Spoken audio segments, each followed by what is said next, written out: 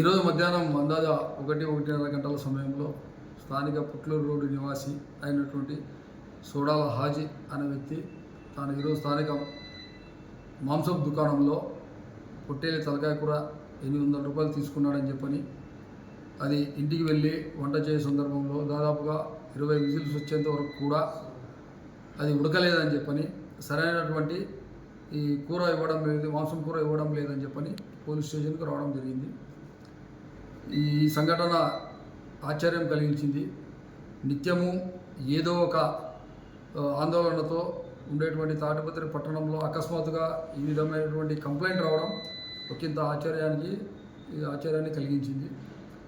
సదరు హాజీ ఈ యొక్క తలకాయ కూర ఉడకడం లేదని చెప్పని పోలీస్ స్టేషన్కు వెళ్ళినాడని చెప్పిన సమాచారం తెలుసుకున్న మాంసం దుకాణదారుడు అతనికి ప్రత్యామ్నాయంగా మరి ఒక కేజీ మామూలు మాంసాన్ని ఇచ్చినాడని చెప్పని తెలిసింది.